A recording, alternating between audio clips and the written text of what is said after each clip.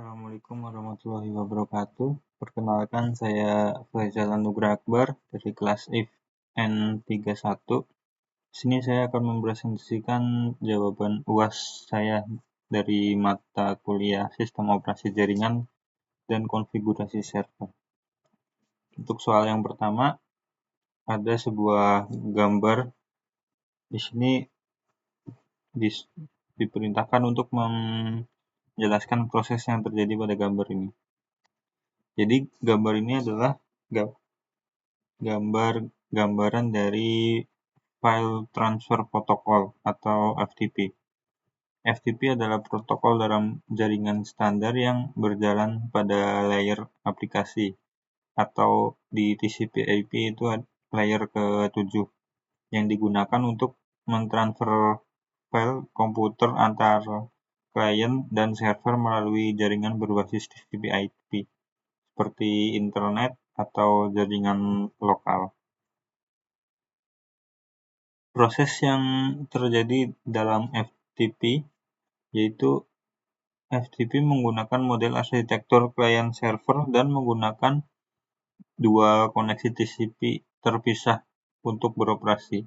Di antaranya adalah ada control connection dengan menggunakan port default 21 yang berfungsi untuk mengirimkan perintah dari FTP client dan respon dari FTP server.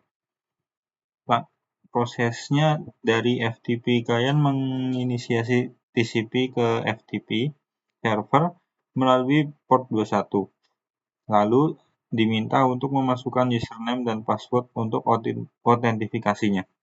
Dan control connection akan tetap terbuka selama sesi FTP berlangsung untuk mengontrol jalannya instruksi seperti navigasi folder, meminta transfer file, dan lain-lain. Selanjutnya ada juga data connection. Di sini data koneksi menggunakan port default 20 atau port ephemeral. Fungsinya untuk mentransfer data dan file, proses upload atau download, serta daftar isi direktori dan prosesnya ketika perintah transfer file seperti get, put, atau list dikirim via control connection, data connection baru akan diaktifkan atau dibuat. Lalu data file transfer antar host melalui koneksi ini. Dan setelah transfer satu file selesai, data connection ini akan langsung ditutup. Jika ada transfer file baru, koneksi baru akan dibuka kembali. Kemudian untuk soal nomor 2, perbedaan antara web server dan Apache web server.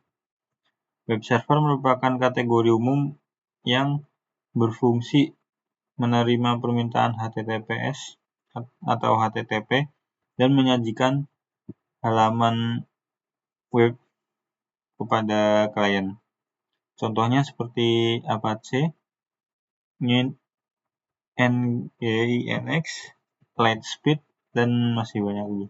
Dan berfungsi sebagai penyedia infrastruktur untuk melayani lintas web. Sedangkan Apache Web Server merupakan produk dari web server yang lebih spesifik atau salah satu software dari web server yang open source yang dikembangkan oleh Apache Software Foundation. Apache Web Server sendiri berfungsi untuk memproses request HTTP dengan fitur modular file .htaccess dan mengintegrasi skrip dinamis seperti PHP. Dan selanjutnya untuk soal nomor 3, jelaskan tentang shell. Shell adalah program sistem interface pada sistem operasi yang menghubungkan user dengan inti dari sistem operasi itu. Shell menerima perintah dari penggunaan sistem operasi dalam bentuk teks pada command line interface atau CLI, atau dalam bentuk graphic user interface atau GUI. Kemudian menerjemahkannya agar selanjutnya dieksekusi oleh kernel sistem operasi tersebut. Shell CLI pada Linux atau macOS biasa disebut dengan bash, dan pada Windows kita biasanya menggunakan command prompt atau CMD dan PowerShell. Selanjutnya, file system. File system adalah struktur dan metode yang digunakan oleh sistem operasi untuk mengatur, menyimpan, mengidentifikasi, dan mengelola file serta data pada media penyimpanan seperti hard disk, SSD, atau flash disk. Tanpa file system, data yang tersimpan hanyalah berupa bongkahan data tanpa batas yang sulit untuk diakses. Fungsi dari file system adalah menentukan penamaan file, hak akses atau permission, atribut file, dan struktur directory. Contohnya seperti NTFS, FAT32, exFAT yang digunakan di Windows, ext4 digunakan di Linux, dan apfs digunakan di macOS.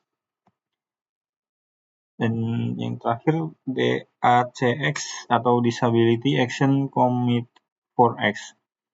DACX sendiri merupakan suatu komite khusus yang dibentuk di organisasi yang berfokus pada aksesibilitas.